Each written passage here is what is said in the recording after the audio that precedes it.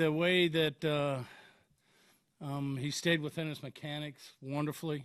He had all three pitches going, and he mixed them all three in very efficiently, threw strikes with all of them. I think 5 of the 7 strikeouts he got with his off-speed stuff.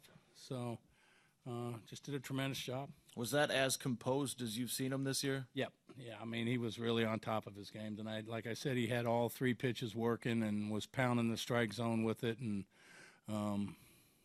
pitched a great game. What was the reason we didn't see Holland there in the 9th? Holly woke up this morning with a stiff neck. So the trainers worked on him throughout the game, and it got better. We'll just see how he is tomorrow. Was today the first day you felt anything neck-related? Mm-hmm. The Reds being such an aggressive hitting team, too, is that part of the approach for Yordano, just to pound the strike zone like you did? That's always the approach every day, pound the strike zone.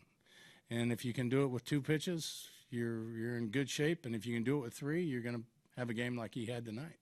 Is that the best he's looked with all 3 pitches? Yeah, probably. Like I said, he really stayed in his mechanics all night long. Did a tremendous job of getting ahead of the hitters, mixing in his breaking ball, mixing in his changeup when he needed to, keeping the ball down and throwing strikes. You said he was staying in his mechanics tonight. Is that something you hadn't seen in the most recent starts? Not to this degree, no. And what kind of makes him do that? Just amped up and trying to overthrow, regular stuff. I know there's a lot more to a fastball than velocity, but his velocity on the fastball's down just a touch. It was up today. Is that a mechanical thing? Not really. No. No. I mean, some days you come out and you have your good fastball, and some days you don't. But a lot of times when you're staying in your mechanics and you're strong downhill and you get that good finish at the end, you get that life and you get that hop. When you're kind of flying off a little bit or flying open a little bit or kind of underneath the ball, you don't get that snap at the end, which gives you that extra 2 miles an hour. We talked so much about his composure and emotions and all that. Did you see anything in the last 4 days of that this was what you would see tonight? No, but you just always know that every time he takes a mound, he's capable of doing this. Because he doesn't change during the week. He's the same guy every single day. He's not up, he's not down.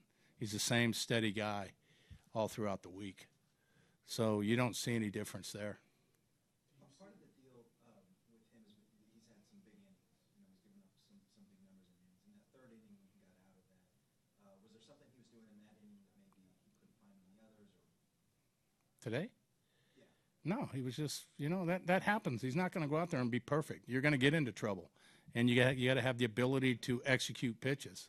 I'm sorry, misarticulated the question. He got out of that. That was not a big inning in the past in his starts. Sometimes he's given up. Well, again, it all goes back to location. If you're locating your pitches, you're going to get out of innings like that. But when you're not, you're making mistakes or you're leaving balls up in the zone, you're going to get hit. Did you think about sending him back out there for the 8th? No. Why not? Because his last start against Texas, he threw a couple of breaking balls, and when he did, his fingernail sliced his index finger right here, and he had a cut right here, and it was affecting his breaking ball. But the trainers had done a great job of healing that up like they did Volquez's blister, and he started to feel it in the 7th inning. That's when we said, okay, that's it. Now he comes back in 6 days, and he'll be back probably to 100% by that point. So we were just being cautious at that point. Is it any more impressive that he did what he did tonight with a little, issue with his hand? Yes. I was a little nervous going into the start, not knowing what we were going to get, to the point where he went down there and warmed up, and he was beating Sal up so much he just came in. Said, I don't mind getting beat up in the game, but then once the game started, and like Dave told him, he started to get frustrated because he was spiking his curveball or he was leaving it up.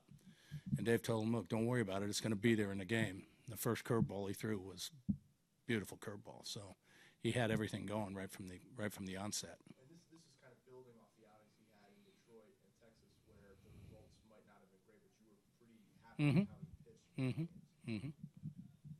That's right. And this is the first back-to-back shutouts in 23 years. Are you feeling a little bit better about Well, back-to-back shutouts will allow you to feel a little bit better, yeah. But, we've got confidence in our rotation. We know that it's a long year. You're going to have ups and downs. You just ride them out. We like our rotation. Man, yeah, Moose is just continuing to amaze, I think, with what he's been able to accomplish and, hitting balls in the left center field gap, hitting balls down the right field line, base hits to left, just having tremendous at-bats. And again, it's kind of like on the backside of it. We're talking about a pitcher staying in his mechanics. Moose is staying in his mechanics. He's not flying off the ball. He's not trying to do too much with each pitch. He's just trying to, hit the ball where it's pitched, and he's doing a really, really good job at it. And 2 on, nobody out in that second inning. Pair of strikeouts. How big was Omar's knock to get a run off of Cueto? Huge. I mean, huge. Because going into a game with Cueto that your starting pitcher, has got to match him, And if you can scratch together a run, it's going to be a close game, right? So the 2 base hits, Haas gets a hit, Morales with a big walk, and then 2 big punch-outs, and then Omar coming up and giving us plate in that first run was big. The 2 close calls with Kane in the outfield of almost running into teammates. I know in that situation both guys are going for the balls, and communication is difficult because they're both going all out. But is there anything else that can be done in that situation? No. You just got to communicate. And they're both right there, like you said, they're both going for it. And, yeah, you cringe a little bit when you see it starting to develop.